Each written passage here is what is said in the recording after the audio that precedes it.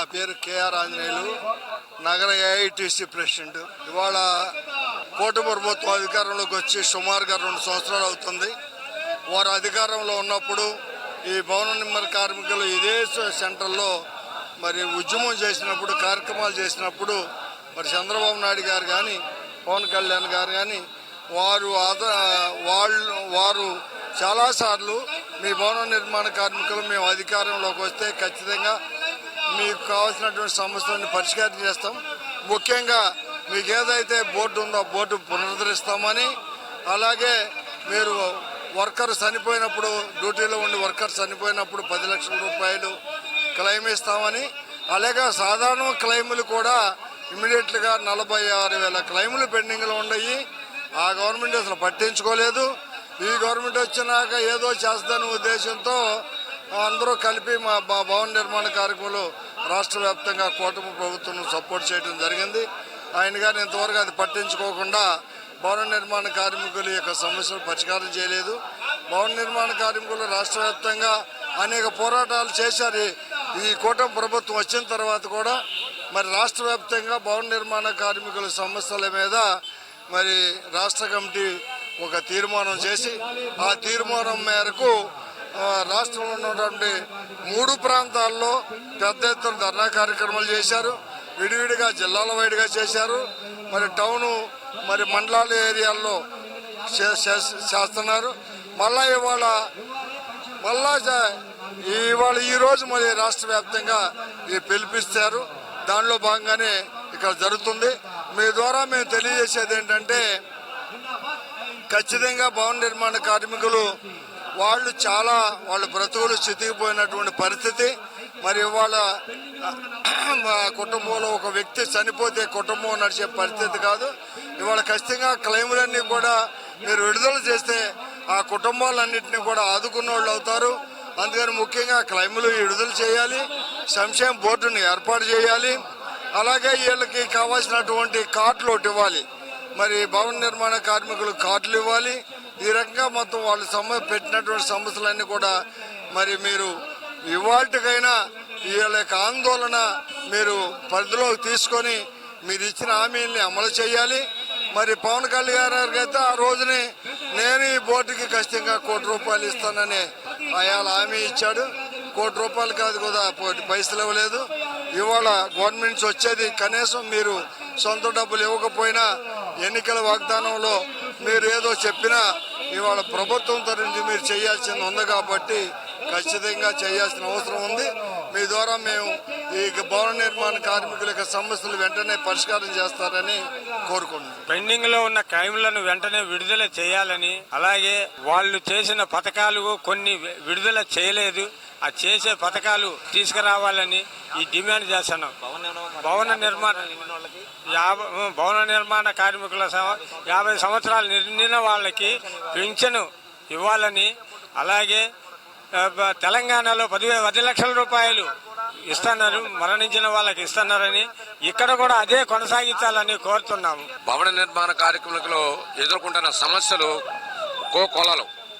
సంక్షేమ బోర్డు గతంలో ఏర్పాటు చేసిన చంద్రబాబు నాయుడే దాన్ని రద్దు చేసే పరిస్థితి తీసుకొచ్చి సంక్షేమ నిధులన్నింటినీ కూడా సొంతగా దానికి వాడుకొని నిధులన్నీ కూడా దుర్వినియోగం చేసిన చరిత్ర చంద్రబాబు నాయుడు హయాంలో ఉంది. కూటమి ప్రభుత్వం ఇప్పుడు వచ్చినప్పటికీ కూడా ఏ మాత్రం కూడా సంక్షేమ పథకాన్ని అమలు చేసే పద్ధతిలోనో, బిల్డింగ్ వర్కర్స్ యూనియన్ వాళ్లే బిల్డింగ్ వర్కర్స్ వీళ్ళు అభివృద్ధి చేసే పరిస్థితిలోనో ఏ మాత్రం లేని పరిస్థితులు వాళ్ళ కూటమి ప్రభుత్వం నడుస్తుంది. ఇదే కొనసాగితే మాత్రం భవిష్యత్తులో భవన నిర్మాణ కార్మికుల యొక్క ఆగ్రహానికి గురి అవ్వక తప్పదు. ఈ ప్రభుత్వం ఎంతో మంది వచ్చారు, ఎంతో మంది పోయారు. గతంలో చంద్రబాబు నాయుడు చేసిన అకృత్యాలు ఏంటో తెలిసిన పరిస్థితి, ఆ నిధులు ఏ రకంగా మళ్లించాడో కూడా తెలిసిన పరిస్థితి. ఈ దశలో కూటమి ప్రభుత్వం పరిస్తే ఇదే కొనసాగిస్తే మాత్రం కన్య కార్మిక సంఘాలను కూడా కలుపుకొని పెద్ద ఎత్తున ఈ ప్రభుత్వం మీద తిరుగుబాటు చేయడానికి కార్మికులందరూ కూడా సంసిద్ధంగా ఉన్నారని చెప్పి మీ ద్వారా తెలియజేస్తాం. మన 50 సంవత్సరాలు బిల్డింగ్ వర్కర్స్ కి 50 సంవత్సరాలు నిండిన వాళ్ళకి వృద్ధాప్య పెన్షన్ ఇవ్వాలి. ఫస్ట్ వృద్ధాప్య పెన్షన్ ప్లస్ అలాగే మరణించిన వాళ్ళకి తెలంగాణ గవర్నమెంట్ 10 లక్షల రూపాయలు ఇస్తుంది, మంజూరు చేస్తుంది. అలాగే మన స్టేట్ మన గవర్నమెంట్ కూడా 10 లక్షల రూపాయలు ఇవ్వాలని చెప్పేసి మేము పత్రికా రూపంగా మేము వాళ్ళకి తెలియజేస్తున్నాం. మేము గత 5-6 ఏళ్ల నుంచి డిమాండ్ చేస్తున్నామండి. అప్పుడు వైఎస్ ప్రభుత్వం ఉన్నప్పటి నుంచే ముందు నుంచే చేస్తున్నాం. కానీ మన గవర్నమెంట్ వచ్చినప్పుడు మన పవన్ కళ్యాణ్ గారు కూడా నేను వస్తే మీకు భవన నిర్మాణ కార్మికులకి ₹1 కోటి నా తరపున మీకు ఫండ్ ఇస్తానని చెప్పి అన్నారు ఆ రోజు. కానీ ఇవాళ వరకు దాని గురించి ఆచితూచి ఇవాళ దాకా ఏం కనపడలేదు మాకు. దాన్ని వెంటనే ఆయన దృష్టిలో పెట్టుకొని మాకు దాన్ని ఆయన ఇచ్చిన మాట నిలబెట్టుకోవాలని కోరుకుంటున్నాం. వెంకటరమణ అండి, విజయవాడ బిల్డింగ్ వర్కర్స్ డిప్యూటీ ప్రధాన కార్యదర్శి. మా పోరాటం ఏంటంటే గత 40 సంవత్సరాల నుండి భవన నిర్మాణ కార్మికులకు సంక్షేమ చట్టం ఒకటి కావాలని, ఆ సంక్షేమ బోర్డు ద్వారా నష్టపోయిన ప్రతి కార్మికుడికి నష్టపరిహారం అందించాలనేసి మేము కోరుతున్నాం. అయితే ఈ సంక్షేమ బోర్డుకి ప్రభుత్వం కొత్తగా నిధులు ఏర్పాటు చేయక్కర్లేదండి. బిల్డింగ్ కట్టుకునే యజమాని 1% సెస్ రూపంలో కడితేనే వాళ్ళకి ప్లాన్ ఇస్తున్నారు. ఆ డబ్బులు ఈ బోర్డుకు జమ అవుతాయి. అలాగే సభ్యత్వ రూపంలో కట్టిన డబ్బులు కూడా బోర్డుకు జమ అవుతుంది. వాటిలో నుండి తీసి మాకు ఇమ్మంటే ఆ డబ్బులు వాళ్ళ పథకాలకు ఉపయోగించుకున్నారే కానీ మా కార్మికులకి ఏ విధంగా ఉపయోగపడతలేదు. కావున ఇప్పుడు 4 పథకాలు మా కన్నీళ్లు తుడుస్తాక 4 పథకాలు వదిలారు. అవేంటంటే గతంలో ఉన్నాయి నీరు గార్చి ఇప్పుడు పెళ్లికి 40,000, కానుపుకి ప్రసూతి సౌకర్యానికి 20,000, బట్టి ఖర్చుకు 20,000, కార్మికుడికి చనిపోతే 60,000 రూపాయలని. గతంలో కార్మికుడు చనిపోతే 2 లక్షల రూపాయలు ఇచ్చే ఈ ప్రభుత్వం ఇప్పుడు మరి ఆ పథకాన్ని నీరుగార్చి 60,000 రూపాయలకి దిగదార్చింది. అలా కాకుండా అంతేకాకుండా ప్రమాదం జరిగి పైనుండి పడిపోయి కార్మికుడు చనిపోతే 5,20,000 రూపాయలు ప్రమాద బీమా వర్తించేది. ఇప్పుడు అది కూడా తీసేసి 5,20,000 కాదు కదా, రూపాయి కూడా తీసేసి ఇవ్వట్లేదు. పక్క రాష్ట్రంలో తెలంగాణ రాష్ట్రంలో ప్రమాద బీమా 10,50,000 రూపాయలు ఇస్తున్నారు. మీరు ఎందుకని ఇవ్వట్లా? ఇవి పెండింగ్లో ఉన్న 46,000 క్లెయిములు పరిష్కరించి బిల్డింగు వృత్తిలో ఉన్న కార్మికులందరికీ వాళ్ళ ప్రమాద బీమాకి కల్పించాలని, అలాగే ఈ లేబర్కు 4 లేబర్ కోడ్లు రద్దు చేయాలని, గతంలో ఎలా ఉన్నాయో 44 కార్మిక చట్టాలు అవి యథావిధిగా కొనసాగించాలని మేము డిమాండ్ చేస్తాం. నా పేరు Bevara Srinivasarao, Vijayawada building worker union నగర అధ్యక్షులు. కూటమి ప్రభుత్వం ఏర్పడిన తర్వాత మీ సంక్షేమ బోర్డు వాళ్ళ అధికారంలో రాకముందు కూడా సంక్షేమ బోర్డు పునరుద్ధరిస్తామని చెప్పని అన్నారు.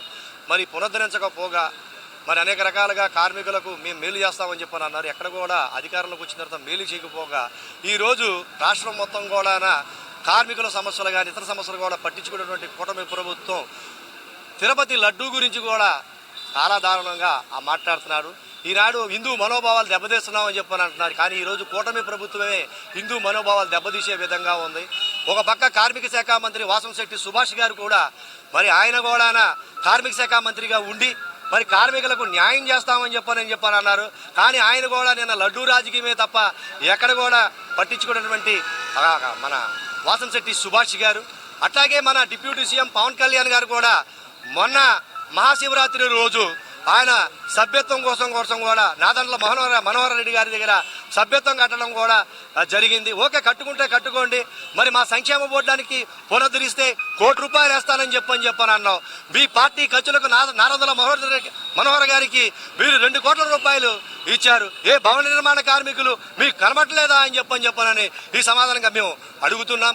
అంతేకాదు మరి చంద్రబాబు నాయుడు గారు కూడా మరి ఒక గవర్నమెంట్ ఆఫీసరు మరి ఆదిశేషగిరిరావు గారు మేము 3 సార్లు మెమోరాండం ఇచ్చాం. మా భవన నిర్మాణ కార్మికుల సంక్షేమ బోర్డు పునరుద్ధరించండి, మా పెండింగ్లో ఉన్న 46,000 క్లెయిములు పరిష్కరించండి, 50 సంవత్సరాలు ఇటువంటి భవన నిర్మాణ కార్మికుడికి మీరు పెన్షన్లు ఇవ్వండి అని చెప్తే పాపం ఆయన 3 సార్లు వెళ్తే కూడా ఏమన్నప్పుడు ఈ లేబర్ చైర్మన్ గారు వలవల బాబ్జీ గారు మరి ఆయన ఫోన్ చేయడం జరిగింది. వెంటనే కూడా మరి లేబర్ ఆఫీసర్ కూడా స్పందించి మరి భవన నిర్మాణ కార్మికులు సమస్యలు పరిష్కరించాలని చెప్పని ఆయన చెప్పడం జరిగింది. మరి ఇదే తదనంగా కూడా మా భవన నిర్మాణ కార్మికులు అనేక రకాలుగా బాధలు పడుతున్నారు. పెండింగ్లో ఉన్నటువంటి క్లెయిములు, అలాగే తెలంగాణ ప్రభుత్వం రేవంత్ రెడ్డి గారు 10 లక్షల రూపాయలు ఎగ్నేషియా ప్రతి కార్మికుడికి కూడా యాక్సిడెంట్లుగా జరిగితే ఇస్తున్నారు. అదే మాదిరిగా కూడా ఈ ఆంధ్రప్రదేశ్లో కూడా చేయాలని చెప్పని నా మనవి. నా పేరు ఎం సాంబశివరావు, ఏఐటీసీ నగర కార్యదర్శి.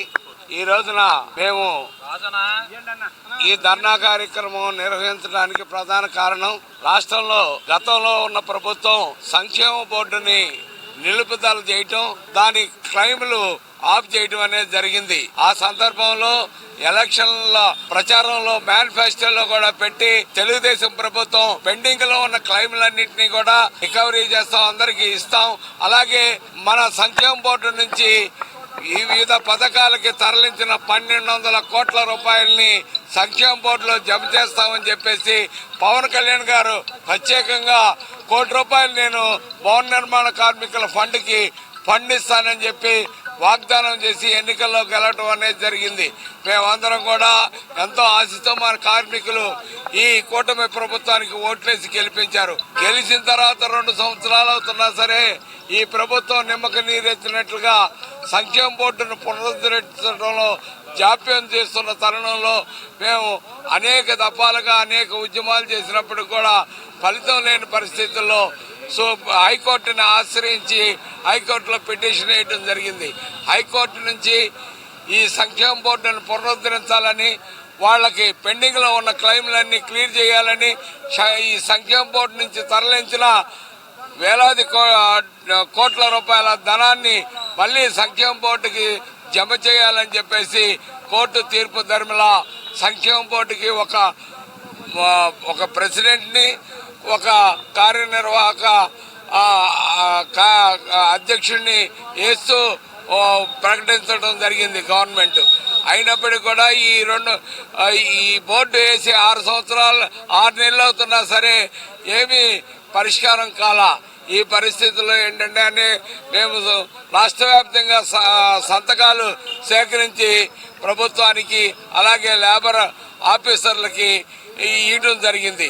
దీని ధర్మిలా ఎమ్మెల్యేలందరినీ మేము అభ్యర్థించాం, అందరికీ మెమోరాండాలు ఇచ్చాం. ఇది చర్చనీయాంశమైన తర్వాత ప్రభుత్వం సంక్షేమ బోర్డును ప్రకటించింది. దాంట్లో ఏంటంటే గతంలో 13 రకాల సౌకర్యాలు ఉంటే 4 రకాల సౌకర్యాలు ఇస్తామని చెప్పేసి ప్రకటన చేశారు. కానీ ఆ జీవో కింద లేబర్ ఆఫీసులకు రాలేదు. మా కార్డులు రెవెన్యూలకు కానీ కొత్త కార్డులు ఇవ్వటానికి కానీ ఆస్కారం లేకుండా ఉన్న పరిస్థితుల్లో ఇవాళ ఏంటంటే ప్రభుత్వానికి మేము ఒక విన్నపం మీ ద్వారాగా తెలియజేయదలుచుకున్నాం. సంక్షేమ బోర్డుని అయితే పునరుద్ధరించారు, 4 కాకుండా మన పక్క పొరుగు రాష్ట్రమైన తెలంగాణలో మరణించిన వారికి విధిగా 10 లక్షల రూపాయలు వాళ్ళు ఎక్స్గ్రేషియా ఇవ్వడం అనేది జరుగుతుంది. 10 లక్షల రూపాయలు ఆ ప్రభుత్వం అమలు జరుగుతున్నప్పుడు ఇక్కడ మీరు కూడా మీ ప్రభుత్వ నిధి నుంచి మేము కోరట్లేదు, మా సంక్షేమ దీని నుంచి సెస్ నుంచి వసూలు చేసిన డబ్బుల నుంచి మా డబ్బుల నుంచే మాకు ఈ